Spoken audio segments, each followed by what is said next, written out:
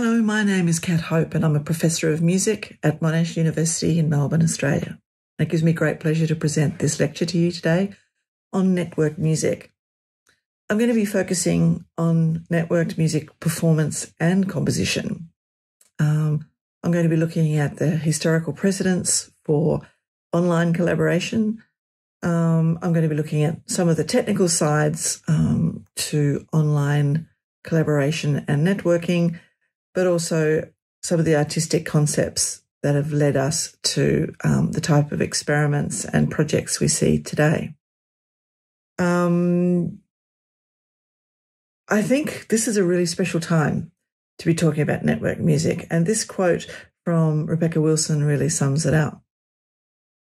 Up until 2020, a lot of people working in concepts around network performance online were pretty much in the experimental ghetto, and they've really leapt out into the mainstream.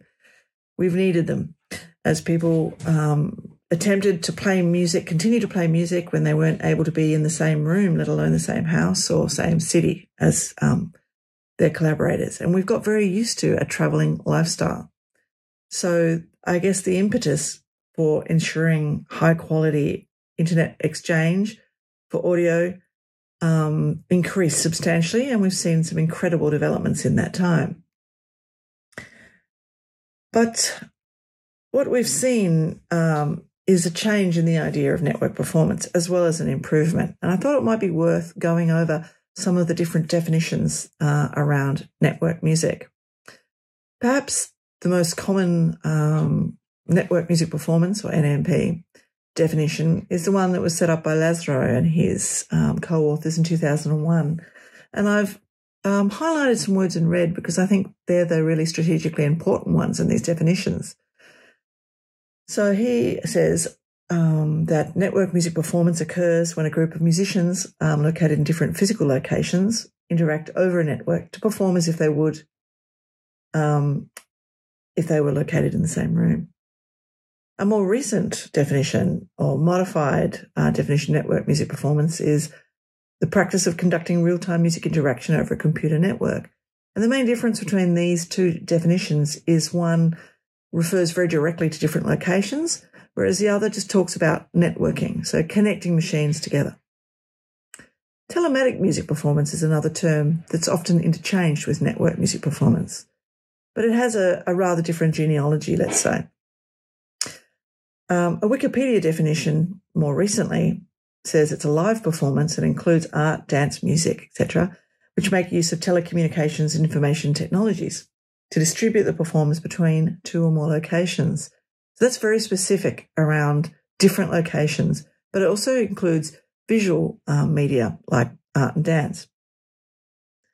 Alcaron in 2017 claimed that telematic music performance was performance playing with words and sounds between people in distant locations over the internet. So that's quite specific in the medium that it expresses. I would say that network music performance these days includes telematic operation and is something of a conglomerate of all of these definitions. The internet has made an enormous impact on the way we can exchange information, both in real time and before and after we might discover it.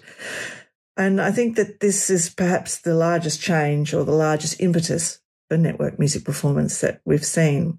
And as I mentioned, it's accelerated rapidly from 2020. But what is the impetus for this online exchange? It's not just being used to being able to travel. There is something about humans wanting to communicate across distances that's been around for a long time. But Pauline Oliveros, one of the pioneers of telematic music performance, asked this question in 1991, and it's a good one. Why would you want to perform music with people between distant locations? And there's been a few people who've attempted to answer this question, and I'm going to talk about some of those points of view today, and I'm going to show you the way some people have made these attempts. But it's worth noting that this idea of long-distance communications for acoustics or for sound specifically The long-distance record is probably held by sperm whales. Their songs can go for hundreds of miles, hundreds of kilometres across the ocean. And they use particular methods to do that. And they overcome a lot of barriers. You think about the changes of water pressure, changes of water temperature. They focus on low-frequency sounds because of the ability for them to travel better.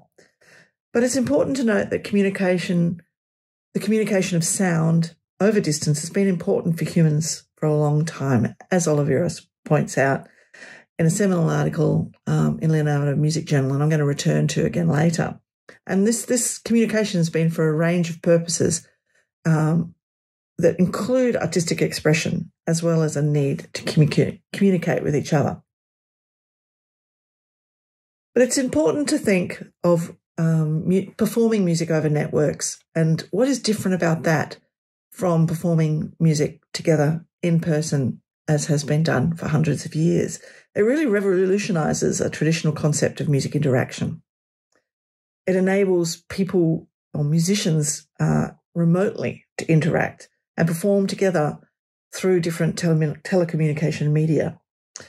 So I think it's really worth thinking about these different definitions and thinking about the idea of networks as something that haven't just sprung up in recent times, but the need to perform and create networks over distances is something that people have been engaged with over a long period of time.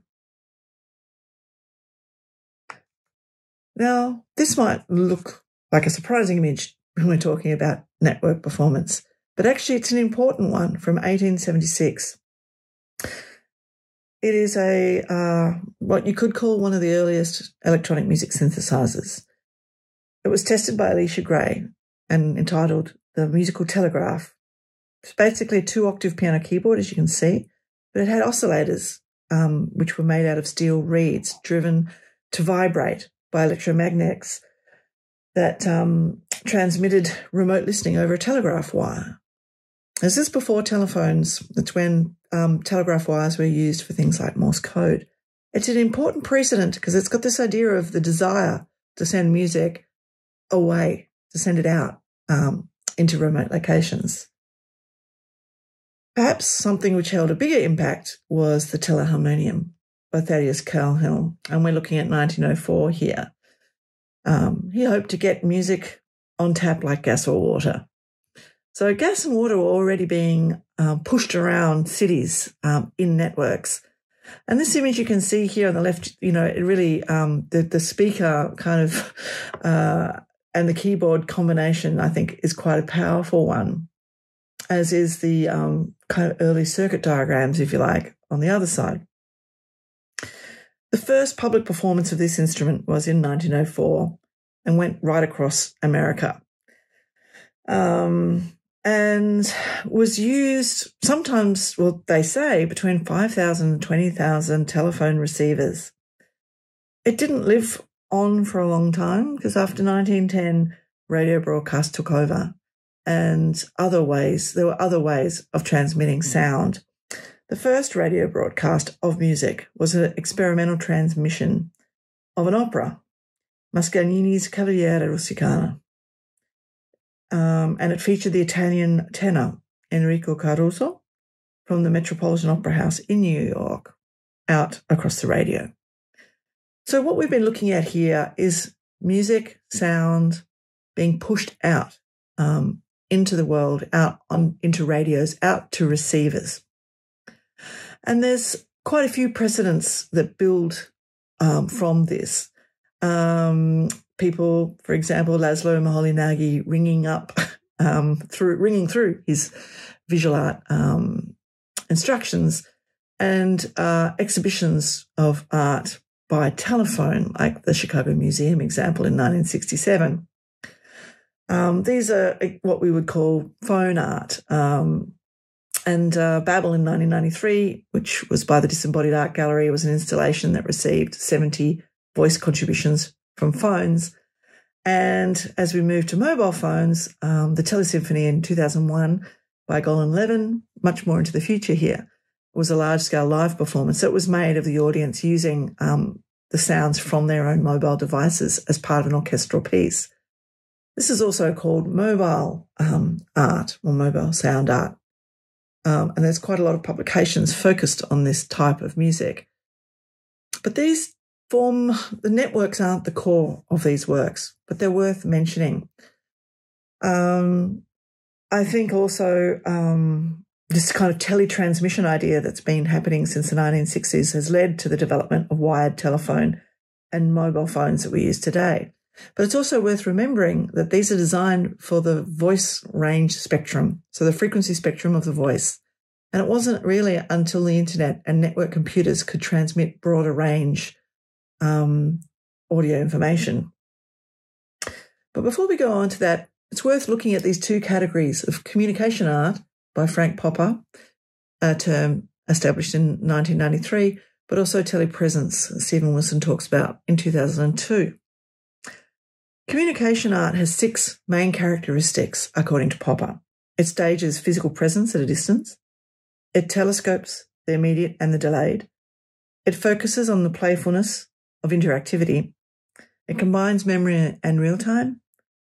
It promotes planetary communication, and it encourages a detailed study of human social gatherings or groupings. Not all of these things have remained in contemporary network performance, but I think they're important springboards for a lot of the things we see happening or the aims that a lot of creators engage with. Telepresence, on the other hand, defines a technology for a person to be present in some form in a distant place. Some people have used this to emphasise the visual side of networking. However, I would argue this idea of presence, the voice as a presence, is a really important part of human embodiment. And this idea of telepresence, of porting something of the person to another place, is still a really valid part of what we would consider to be contemporary network performance. But I think one of the most overlooked contributors to discussions around remote performance is the American composer Marianne Amica. She really pioneered telematic performance with her long-distance music article, where she reflects on listening and shared time over long distances. She explored this in a series of works entitled, or In City, or with the prefix In City, and I've cited In City Buffalo there from 1967. And I quote from her when I say she saw the value of listening and transmitting out of the place we are in, communicating outside of our own structure, where having to extend our listening extends our receptivity of each other to the music we are making in the very room we're in. She was really interested in how putting ourselves out of our space changed the way we thought about music and the way we interact with each other.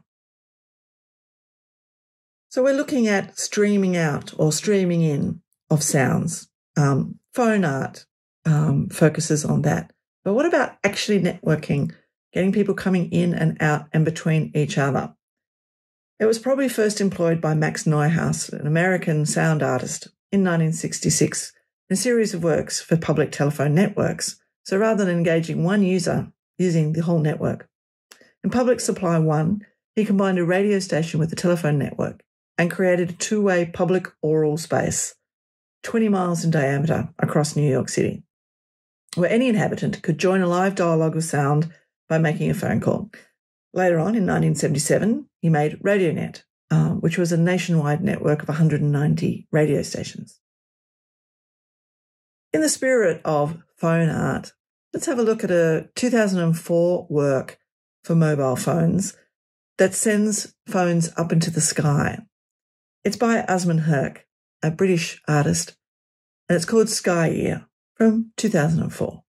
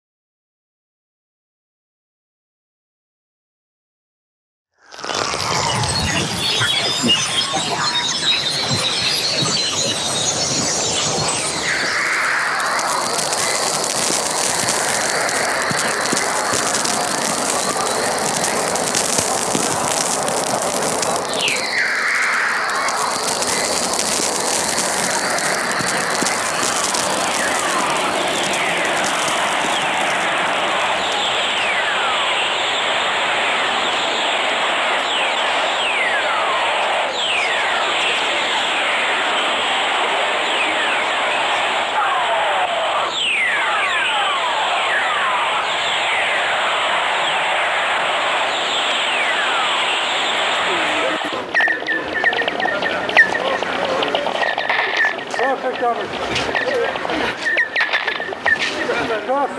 I think I'll lie down over here. This is better.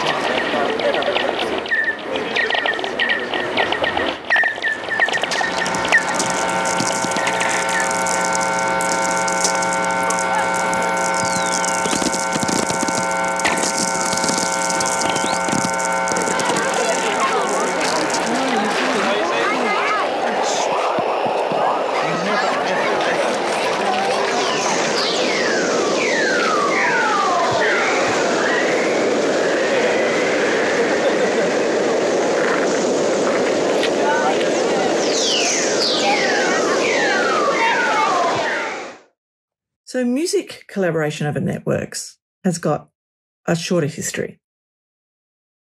Arguably, one of the first electronic interdependent music networks experiments was made by John Cage in 1951. This is claimed by one of John Cage's biographers, James Pritchett, in 1995. And what's interesting about this piece is that it has a music score.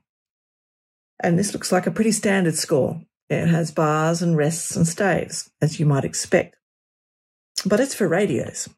And it used radio transistors as instruments.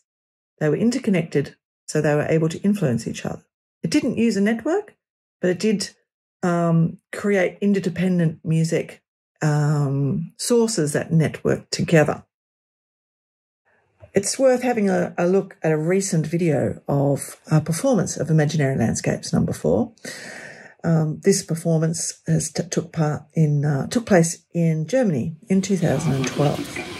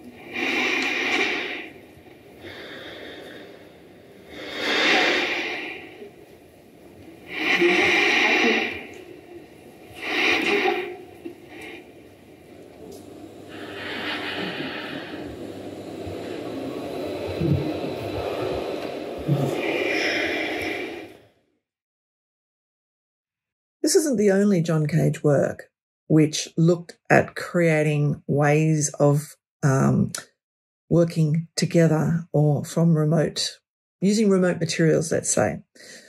The last two of the Variation series, a series of 8 works, which are an interesting combination that really explored John Cage's interests over a period of his career, really look at this idea of remote contributions to musical works. Variation 7 is from 1967, and that's the score you can see on the left of the screen. It doesn't use traditional notation at all. It uses some quite vague text, but actually important words: telephones, space, lights, enlargement, Geiger counters, machinery, automation. And it reads a little bit like a manifesto in the way it makes almost outlandish claims. But it suggests an electroacoustic system where performers are allowed to act in a free and pretty unscripted manner. using sounds that are created during the performance in real time. And in the original performance, movements of the performers trigger sounds, and people dialed in. Terry Riley dialed in the sounds of his fish tank to the scene of the premiere. And the score, in addition to this page, includes a lot of notes about what happened in that original performance that are often used as a guide for other artists to recreate this piece. Variations 8, which is the score you can see on the right-hand side from 1968 and revisited in 1978, is a score, another text score, very hard to read, but it's one page of almost illegible handwriting, in fact. But it starts with the words, "No music, no recordings," quite large, and talks about things like sounds in the air or being picked out of the air. And this has been used as a guide for musicians to try and create pieces of music using sounds that are being distributed, let's say, through the atmosphere. And in recent performances, this has included internet phone calls and so on. You can find quite a lot of performances of these works on YouTube. So what was the big difference that computers made? And how did these works with radios and telephones change? Well, I think I mentioned earlier this idea of reproduction fidelity was an important aspect. Sound ranges were no longer limited just to the sound of the human voice or attempts to reproduce that. Also, this idea of liveness that was captured in the immediacy of phone works, telephone works, was also possible, but in different types of ways, with video as well as audio, and other kinds of data. The impact of HTML and generative artworks that could be distributed in real time was a really important change. And as microprocessors made computers possible to have in homes rather than in labs, we saw a real plethora of network music performance attempts. But what I've got here on this slide are three, I guess, factors that are quite different about network performance when we look at computers. Liveness and reproduction fidelity, I've talked about a bit already. Clients and servers, the idea that something's sending, something's receiving, and that sender may be sending to multiple places at the same time. And peer-to-peer means kind of client to client, if you like, so without necessarily having a central hub at all. These are really important notions that are quite different and characteristic of computers. So the artistic side of this change is really important. And I think it grows from the early telematic performances that we've spoken about. And that is that you have two options. You can try and reproduce what is possible in person, the way we've been making music for hundreds of years in rooms together. Or you can create something new and different. And this is quite similar to what happened when electronic music arrived on the scene, when you could actually synthesize sounds almost from nothing. There was an opportunity here to create something that had never been before, sounds that had never been heard before, ways of creating music that hadn't been possible up until now. And I think in some ways network music performance has a similar feeling about it. So during the 2020 pandemic, a lot of music performances were really focused on emulating being together. And there were a lot of struggles with technology whilst people tried to do that. Big improvements were made. But perhaps the most exciting improvements or the most exciting factors that emerged in the last 2 years have been in new ways of creating and performing music. And these were explored as early as the mid-century of the 20th century. And I'm going to look at some of those examples, but we're also going to look at what type of networks are possible when you're working with computers.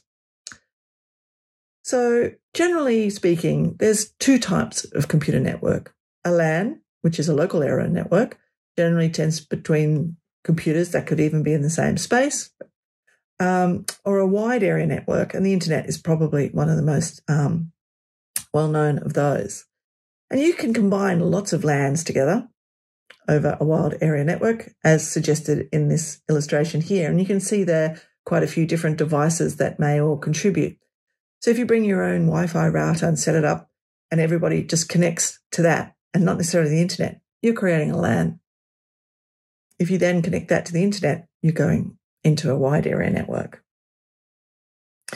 There are other ways of creating these networks. Bluetooth is one. Proprietary solutions, often on things like wireless headphones or in cinemas, for example, or remote speaker hookups in home speaker systems. Analog wireless audio transmitters for stage are another example of a local area network, and they often use the VHF band, then putting them into a wide area network. So UHF equipment also exists and it's widely used.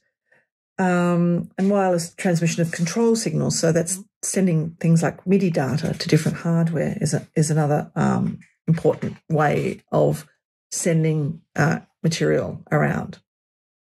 So it's not just about sending signals, but perhaps audio signals, but actually also other types of data, controllers, messages, even body sensing data, and capturing sounds or other information and sending them through to different systems. And the open sound control is a more recent content format specifically designed for music. It prescribes message formatting that's useful to describing the content and timing information that's needed to exchange data over networks. But bandwidth is probably one of the important terms to be familiar with when we're thinking about networking over the internet, because it's a way of measuring the amount of data that can be transferred from one point to another within a network in a specific and limited time. And I've got a little diagram here. You know, you often hear people talking about bandwidth pipes. Well, it's got to do with how much material can go through the pipe at any one time. High bandwidth is a lot, and it's expressed as a bit rate and measured in bits per second, more often these days in terabits and gigabits. And it's an important way to think about pushing information through and over the internet. High-definition audio streaming is required for music networks over the internet, and so it requires a high level of bandwidth, and the higher bandwidth is possible, the better connections you can have, the more satisfactory the experience will be. I'll talk a bit more about that in a moment. So there are protocols that operate when we connect over the internet. And the internet protocol is a conceptual model and a set of communications protocols that are used in the internet and over computer networks. You might have seen it on your laptop as TCP/IP, because the foundational protocols are both transmission controls and ones specifically for the internet. And this suite of protocols provides end-to-end communication information, and it tells the network how data should be packetized, addressed, transmitted, routed, and received. And I'm going to talk a bit more about these in a moment. And this protocol was developed by the US Defense Department during the war. Network audio transfer is another term that is important. It's the analog signals that need to be converted into digital ones. And they're broken into groups of samples, which we know as packets. And these packets are sent over the network and converted back into analog signals so that we can listen to them as music. And there's often a buffer in place to enable a constant stream of sound as each packet arrives from the sender.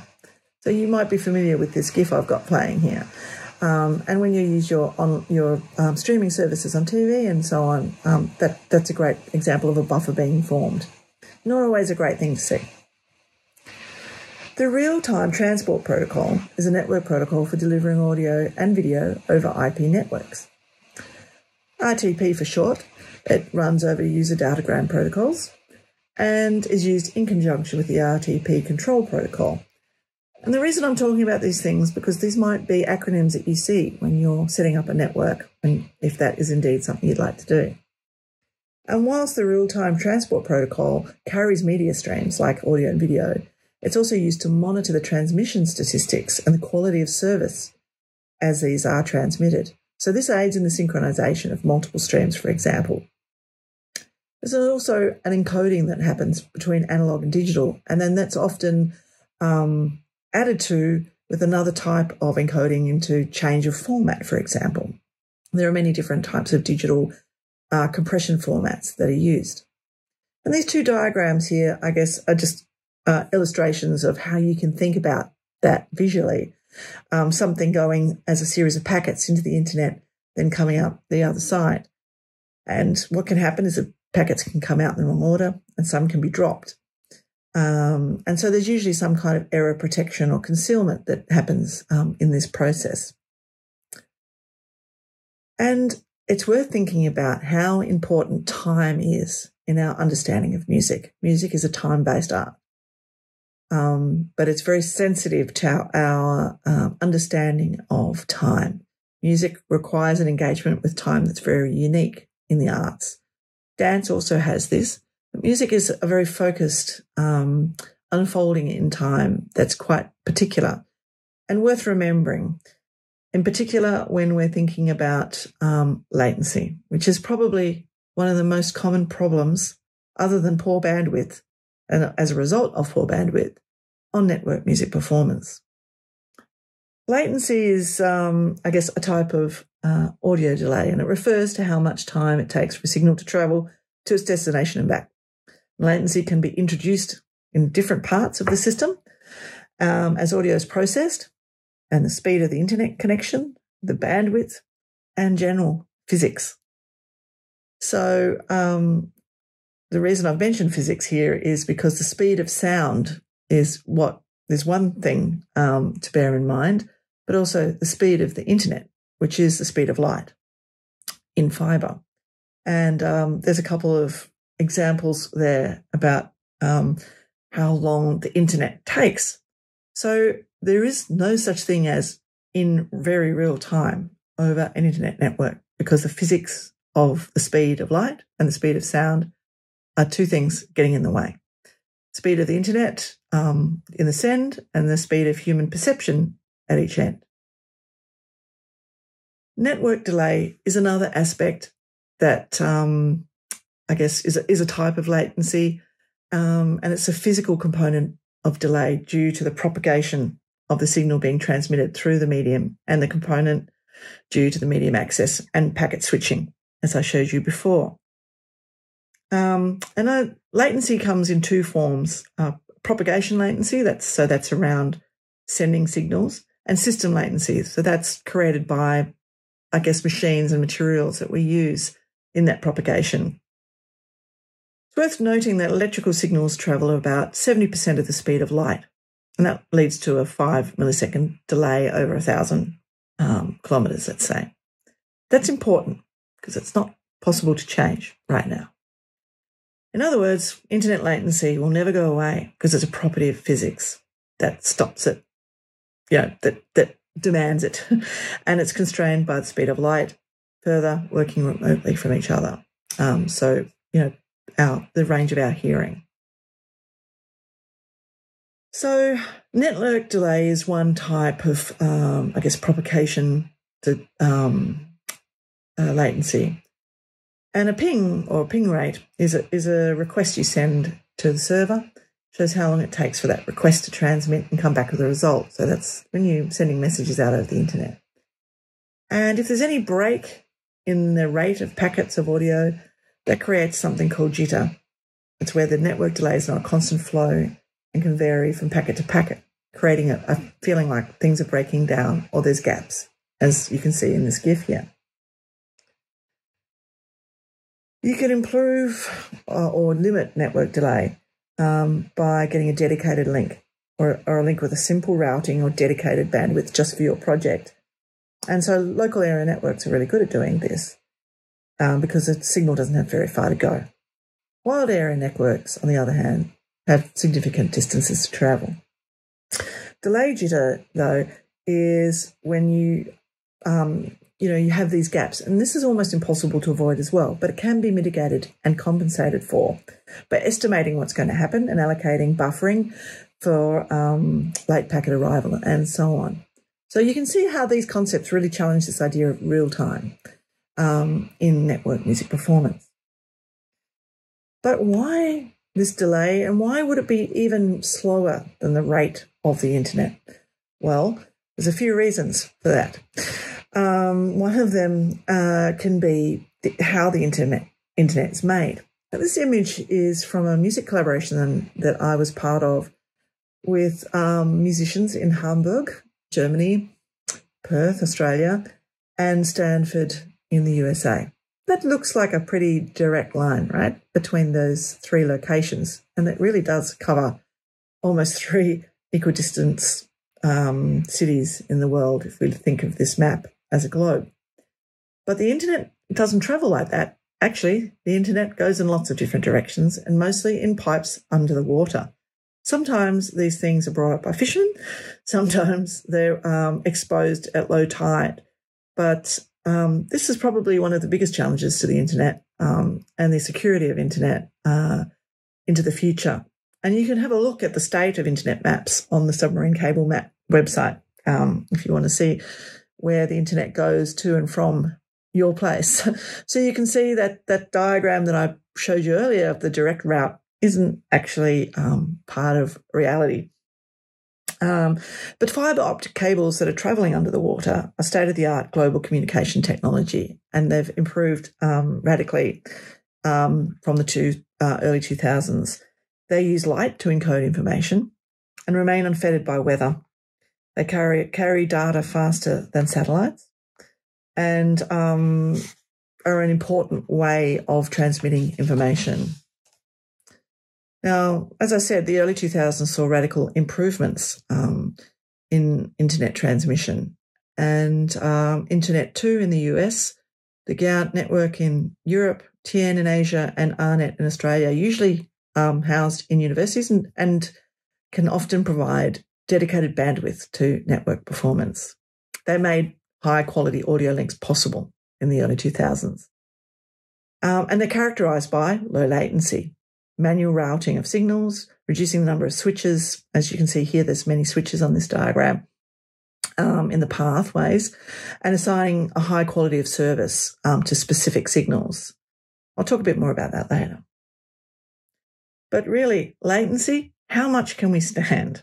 And system latency is something that we can work to improve, and that's something we have seen significant improvements on in different packages of software and hardware capability. But it's worth noting that there is actually a generally considered threshold for music communication. And what that means is that when you're playing with someone, you feel like you're playing in time. It's between 25 and 50 milliseconds, which is quite a big range, but it depends a lot on the type of music that you're playing. So psychoperceptual studies are the ones that have shown this. And below 30 milliseconds starts to feel natural. And is considered to be the bounds of human perception as experienced in a room. So it's important to remember this, because what this tells us is there's significant latency, for example, in a concert hall. You'd be familiar with it if you go and see a sports event. When speakers broadcast into the air, you often hear the sound quite a lot later than other people on the other side of the stadium. And it depends very much on the way you are trying to coordinate and what type of music you're wishing to coordinate. So the precision of rhythm, for example, is something that suffers with long latency. And so does the quality of audio. But really, can we adapt these characteristics and make different ways of coming together? You're looking at a drum and bass approach, for example. That's something that needs to be more precise, for example, than a free improvisation. However, anyone who's been part of improvisations on the internet will know that being able to hear people in a general time frame that sounds like it's close to yours really makes a difference in the amount of satisfaction you get out of performing. So there's been some people looking at this idea of latency as something to accept. And in fact, it's Caro and Werner's latency accepting approach, for example. It's a model of high latency performance where delays beyond the 20 milliseconds or the 50 milliseconds are accepted and consciously taken into account. And rather than trying to emulate offline experiences, network music performance can provide an opportunity to find completely new ways of performing online, or just completely new ways of performing music together, as well as composing for music. I'll talk a bit more about that later. But there are some other things that can start to impact your online music experience. I don't want to focus on bad things, but it's worth knowing what they are. Gabrielli and Santini have outlined this quite comprehensively in their book about network music performance.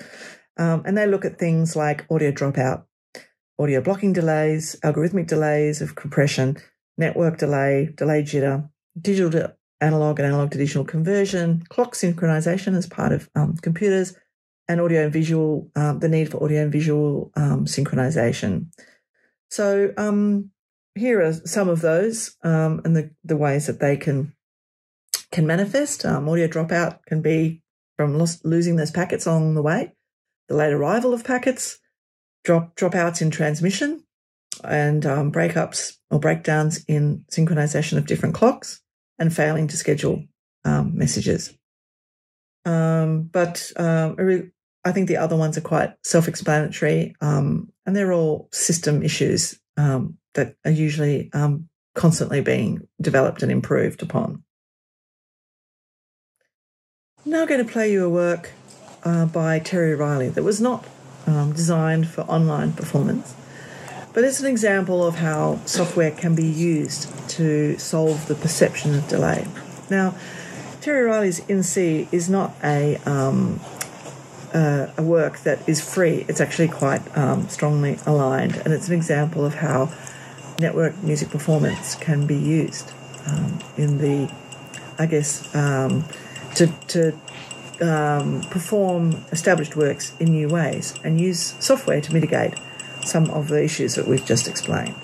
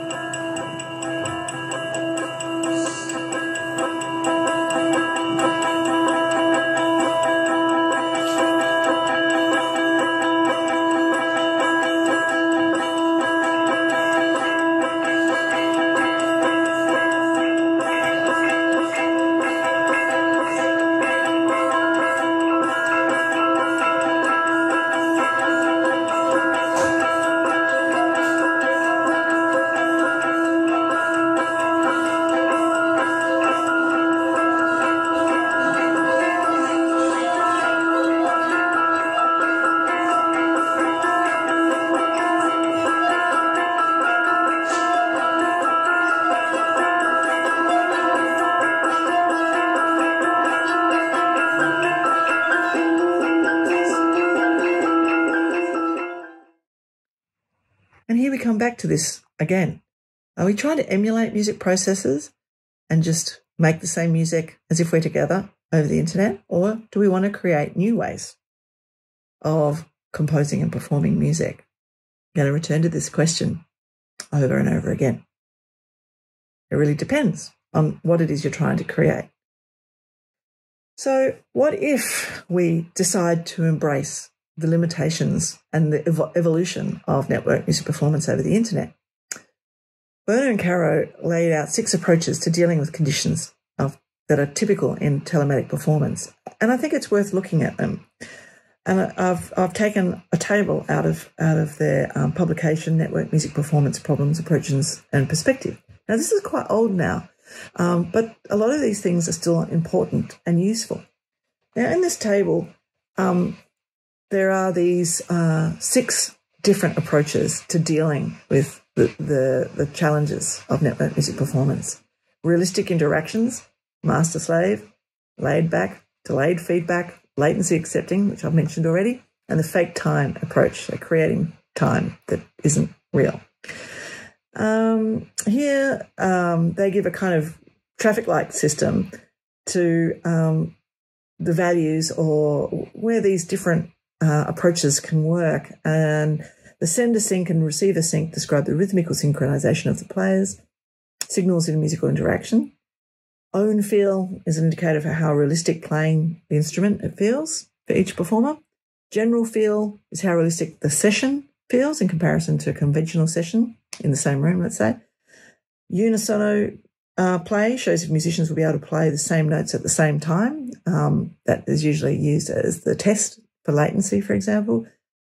But also how well an aspect is fulfilled by each category is the plus, 0, minus. So minus is bad, 0 is average, and plus is good. So you can see the realistic interaction approach gets all green, but the latency accepting approach is the most challenging because it really asks a kind of different idea about music and the way we respond to each other in an ensemble. I thought it might be good now to look at some early examples of network performance and their value. In 1999, McGill University in Montreal, Canada, transmitted to an audience at New York over the internet during a convention. It's a really important moment. And there were several ensembles experimenting with different ways of networking. The Viennese Farmers Manual were working as a multi-laptop ensemble on local area networks. And the Mimeo orchestra mixed acoustic instruments with computers on networks in 1997. But Ping by Chris Chafe is an important work from 2001. In this piece, he sonified network connections according to the temporal delays involved in sending messages between nodes made audible. So he's making these delay messages audible when data of network computers was transferred between different sites. It's a sonic adaptation, I guess, of a network tool commonly used for timing data transmission. And at any given moment in this installation work, several sites are currently active, and the tones that are heard in ping make audible the time lag that occurs when moving information from one site to another. So this is a work that sounds ping information. And it's an important work for this idea of embracing the challenges and the machinery, let's say, behind network performance. And it's worth remembering again that after the 1970s, as personal computers became more available and affordable, there were a range of groups that engaged with computers. And I think that the League of Automatic Music Composers is an important example. They were working firstly in local area networks, but then became involved. This was before the internet transmissions were widely available, and that happened in around the 1990s, which was an 8-second latency in the early internet days. And as I said, that decreased in the early 2000s with the next generation of the internet. But the League of Automatic Music Composers is important. They're an experimental collective formed in San Francisco, founded at Mills College. And the production that they focused on was improvisational, and it was a very open group. And they recorded a lot of their music from 78 to 83. They engaged the first personal computer on the market, which was the Commodore Kim 1. As you can see, there's one of those just there. Looks like a big calculator. And they really investigated the potential of this computer as a live instrument. It was one of the first single-board computers to showcase revolutionary microprocessor that I've spoken about. And so for the first time, through the networking of several regulated computers, the possibility showed itself to not limiting interactions between players to signals, but rather through a data exchange between the computers, directly intervening in the games of individual users, or even derive musical products from collected actions, a little bit like what Ping does. This group used principles of biological and social systems as structural models. The HOOU was a group made up of several key figures in computer music that came out of the Network Muse Festival in 1985 in San Francisco and California. And they experimented in 1997 with sending MIDI data over the internet to distributed locations. And there's a recent performance with some live coding happening in that image there. And to quote Mark Trail on what the Hub were interested in, he says, "Our work is characterised by the sharing of digital information via networks, which is used to algorithmically influence the music played by each player in the group. The form of interaction provides the opportunity for composer performers using computers to use the unique attributes of this instantaneous sharing to create new ensemble relations. The musical behaviour that results when each performer individually creates their own realisation of a data sharing specification in a variety of computer music languages affords a rich and unpredictable environment. Emergent behaviours are inexplicable synchronicities abound and are used to enhance a collaborative and improvisational performance practice. Their performances in different festivals did things like, featuring spectral analysis of acoustic images, room resonance as a data source, and hyper-improvisational mapping of shared values, amongst other things. So you can see this embracing of risk and unreliability as positives or as potentials, artistic potentials, I think was very characteristic of a lot of the early network music performance experiments that happened before the second round of internet. And it's interesting that our hub still continues today. And the impact of MIDI it's the musical instrument digital interface, so the conversion of analog signals to digital was one of the main drivers and facilitators of this kind of exchange. They did a performance in 1998, which was a three-way audio-only live performance between Warsaw, Helsinki and Oslo. So this is a very early example of distributed music performances. So you can imagine at that time they would have embraced as these challenges like network delay, synchronization, echo, and troubles with the acquisition and rendering of audio and video. Another important group is Sensor Band. This group was still going when then Internet 2, the new phase of Internet came in. But they're important because it's a trio of musicians that were really interested in interactivity. So gestural interfaces, different senses and light as a bearer of message in ultrasound and infrared, and how these can become musical instruments in their own right. Their project centered around the theme of physicality and the human control or discontrol in relation to technology. So you can see how network music performance would be an integral part of that examination. Atao Tanaka was a member of Sensor Band, who really started talking openly about embracing the uniqueness of these sounds and the limitations as potentialities, rather than trying to emulate what had been happening before. And this great quote here from him is great. "I find internet time delay interesting, and I think of it as a kind of unique acoustic in this media. Rather than to play existing music on this new time basis, what is interesting to me is trying to find a musical language that works on this time axis. And I think it summarises really one of the most important contributions of network music performance when it first began and through to today." Here's Atao Tanaka's Global String piece from 2002. It's a multi-site network music installation that connects on the internet. It's an instrument in which the network forms the resonating body in a way, and so through the use of real-time sound synthesis server.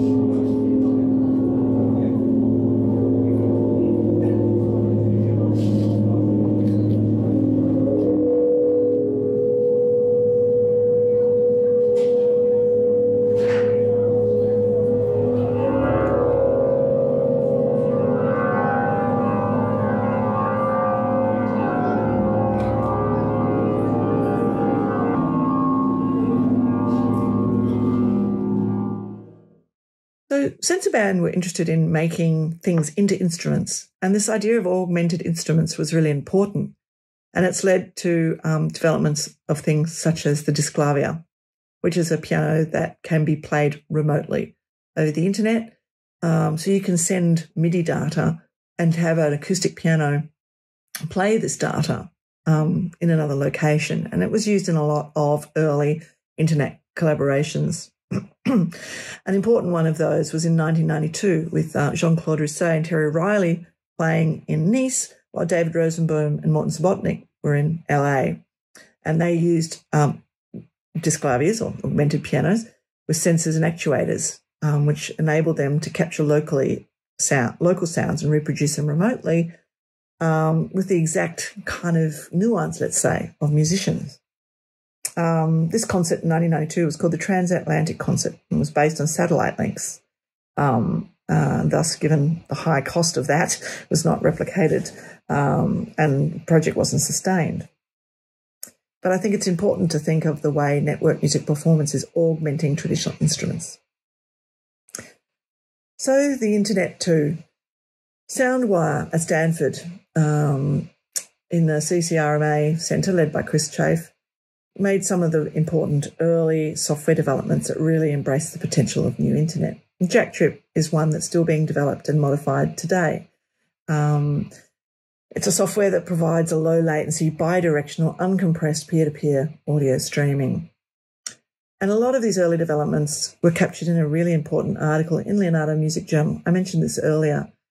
It came from a meeting of several different artists who had been involved in telematic music performances and provided really useful perspectives on practical experience from Pauline Oliveros, Sarah Weaver, Mark Dresser, Jefferson Pitcher, Johannes Brasch, and Chris Chafe, almost all who are really key contributors to the development of network music performance. Other people that made important contributions include Gil Weinberg. His interconnected music networks in 2002 was a really important contribution. His beat bugs, which you can see here, are handheld percussive instruments that allow creation, manipulation, and sharing of rhythmic motifs through a simple interface. So these are people who are using the network to engage with the very things that it says to make difficult. Now, these were the kind of propositions in the next wave of network music performance.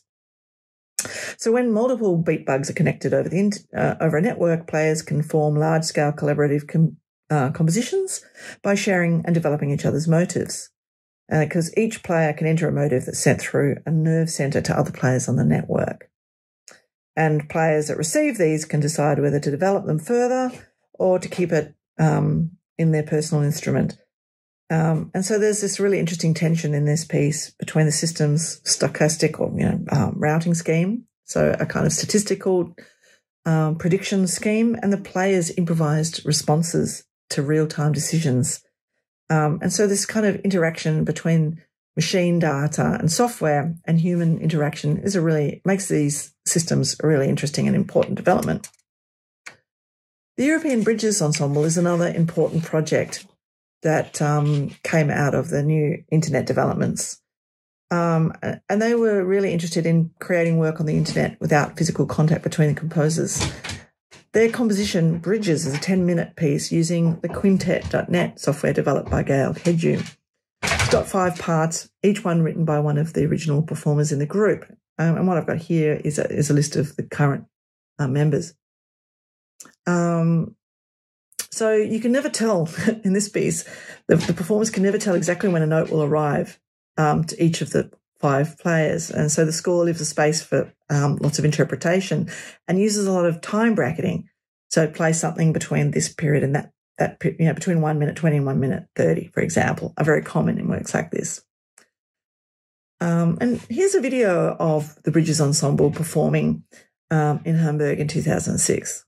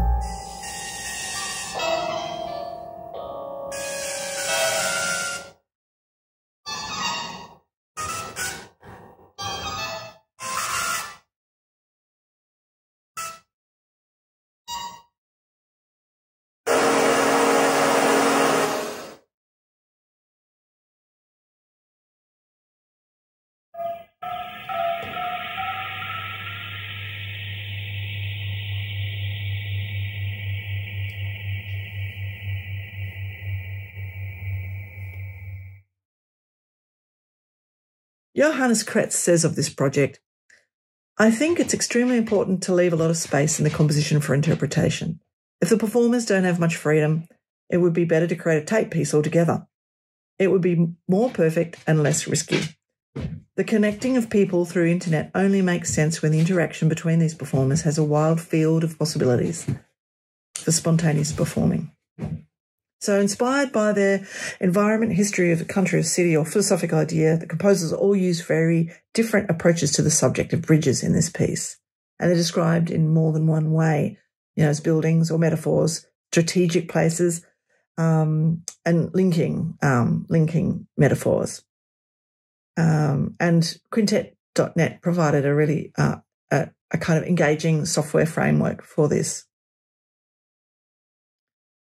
Another good work is a part study from 2007, where artificial latencies of up to 125 milliseconds are introduced between 3 studio locations while asking musicians to perform, both in time, so metrically determined music, but also free improvisations. And this image here is from it's a screenshot of an avatar which used to guide the musicians.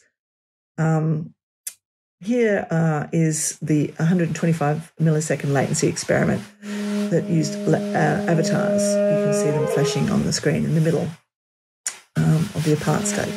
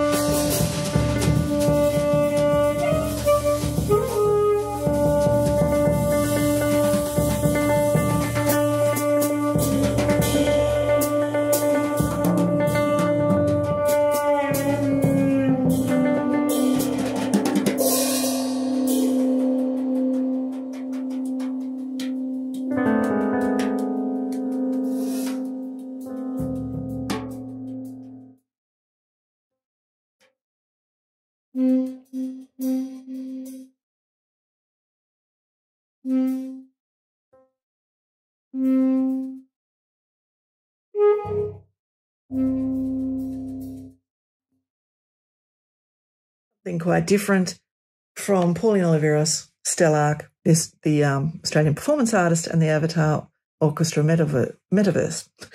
And this one took place on Second Life, an online virtual world developed and owned by San Francisco-based firm Linden Lab that was launched in 2003. Second Life was probably had its heyday in around 2013 when it had over 1 million regular users. It provided a place where you could live in the virtual world, and people set up businesses in their libraries, did concerts, had meetings. But by about 2017, the active user count had declined quite radically. But this is a piece where I guess it's a different way of thinking about a network. It's creating an environment in the virtual world where everybody enters and participates and controls, shapes. But what's important is that it doesn't exist in any one place. The performance is on the internet, and any documentation of that is a snapshot, I guess, of the virtual world.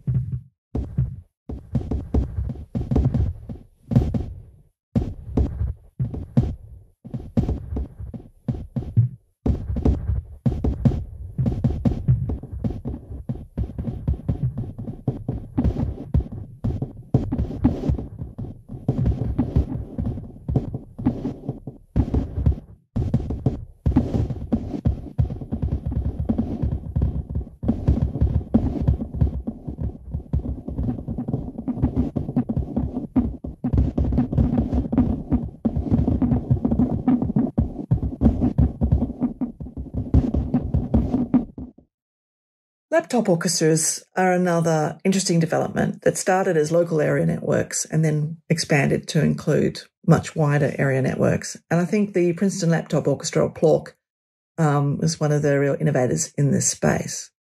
And in PLORC, each laptopist performs with a laptop and a custom-designed speaker that emulates the way traditional orchestral instruments cast their sound into space. So we have a kind of meeting of worlds here between that kind of acoustic sound that an instrument propagates in a 360-degree realm as opposed to electronic sound produced through a very directional speaker. Wireless networking and video augment a familiar role of the conductor, suggesting a different way of organising large ensembles.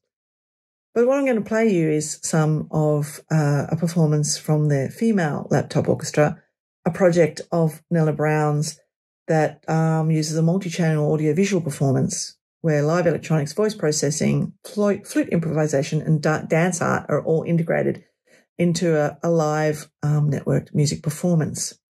This one takes place in Zagreb, and it's a performance of a piece written by Fumi Tamioka and Aki Kazushida.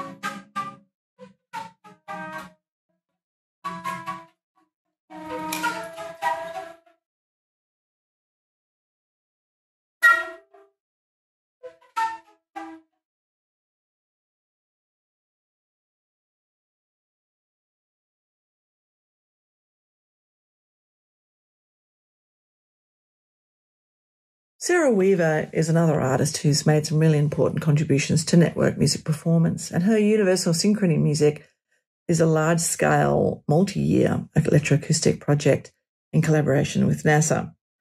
And she uses Jack Tripp to facilitate the networking, but the Universal Synchrony Music Project takes Walter Thompson's concept of sound painting, which is defined as a universal multidisciplinary live composing sign language for musicians, actors, dancers, and visual artists. It has over 1,500 gestures that are signed by the composer, the sound painter, to indicate the type of material desired of the performers. She integrates this with Pauline Oliveiros's deep listening strategies. And these are the kind of founding principles onto which this work is developed. So here is some of Volume 1 of the Universal Synchrony Music. a short excerpt.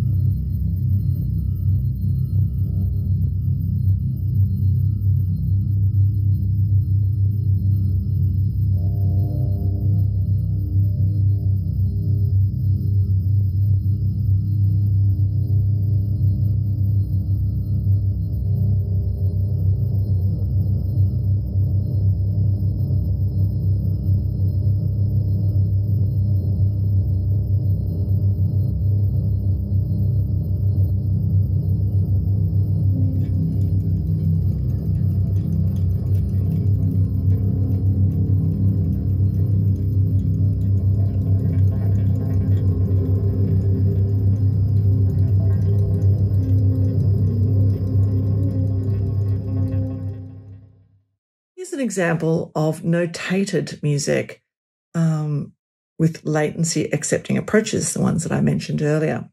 Anders Lind has been working in combining local area networks and wide area networks in notated music projects.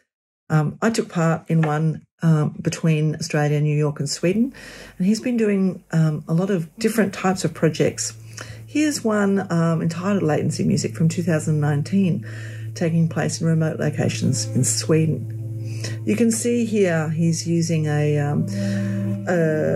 computerized score. It's putting the score in motion in what's called animated music notation. But the difference between this and a lot of other animated notations is it embraces a kind of flexibility around the score. So people are reading the score. It has a kind of flexibility in it to enable latency to affect the final result. So it is a true latency accepting approach. The score is devised to enable the latency to be part of the final product.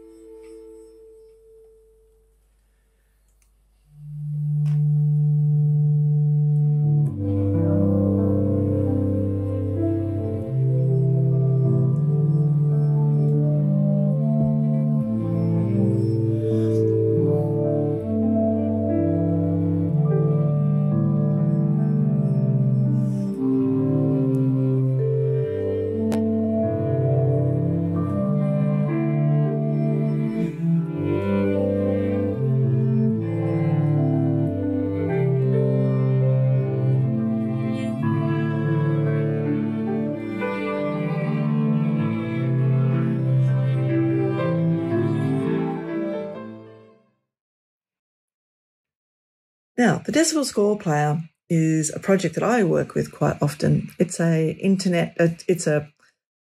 peer-to-peer project. It networks iPads together to facilitate the coordinated reading of graphic-based notations. And this is a project I've been developing for a while, and has kind of networked with other projects, such as the Draw Socket project in Hamburg, but further afield. And it's a simple app that you get off the iTunes store. But what's important about it is that it enables a kind of coordinated participation and is actually very accurate across both local area networks and wide area networks, such as the internet. And here's a little excerpt, I guess, of how the networking works on the score player. What it does is you can choose a score that you've put into the player, and you create a network with the other iPads. And what's good about this application is that you don't need to know about TCP/IP or any of those things, because it's a lot more intuitive. You connect over a local network. One of the iPads becomes a server, and the other one becomes the client. All the others become the clients. So once you connect them all together, everyone can control each other's iPads. And if you don't want to do that, you can just hop off and go your own way, but rejoin at any time. But you can still do certain things. You can see different parts in the score without affecting the travel of the other computers on the network. So it's quite useful in that respect. And it's just one of many tools, I guess, of networked music performance that are emerging in recent times. And this one can also be connected over the internet by entering IP addresses. So we've done quite a lot of experiments with this. The score can be almost in as good as possible over the internet latency. But of course, the audio signals when you're playing are still affected by a lot of the different, I guess, realms that I spoke about earlier. But what about now? What to next? Well, the world is open. Networks continue to evolve. Network performance becomes more and more common, and we are moving further and further away from this need to replicate making music together over the internet. And I think that's a really good sign. I think it's worth thinking about the impact of network music performance on robotics and artificial intelligence. A lot of experiments are being done and being built on early network music performance experiments, particularly in the labs of robotics. And Gil Weinberg, who I mentioned earlier, with his beat bugs, is working in this area, particularly with robotics and real-time collaborations, I guess, between human and robotic players, just experimenting with the combination of strengths of each to produce new and compelling music.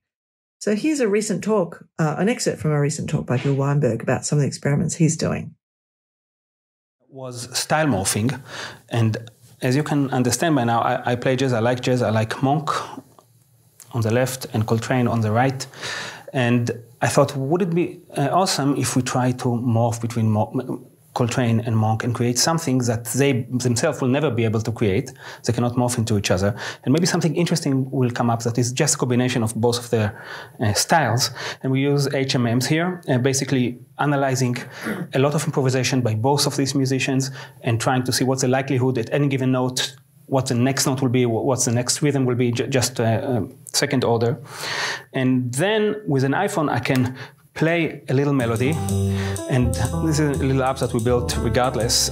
And at some point when the little melody that I play, of course it can be piano too, is ready, I will send it to Shimon, and then I will be able to morph between my own melody, Monk style, Coltrane style, and with two sliders decide different kind of balances between these two musicians and myself.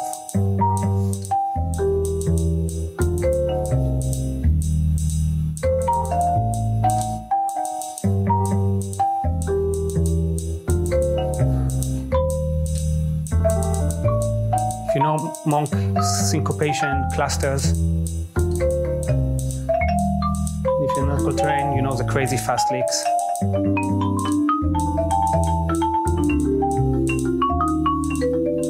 And this is somewhere in between.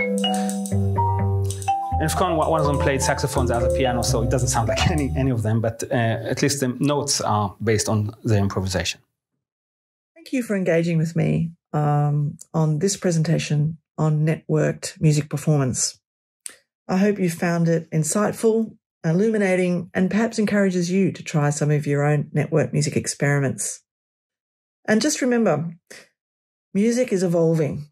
All its tools will continuously shape and morph. And whilst we can still enjoy music of the past, we can really engage with innovating it into the future. and creating music communication that encapsulates us as a people, our time, and the experiences that we all share. Thanks for your attention, and I hope you enjoy the supplementary notes I'll be providing as part of this program. And feel free to contact me if you have any queries about network music performance and this lecture today.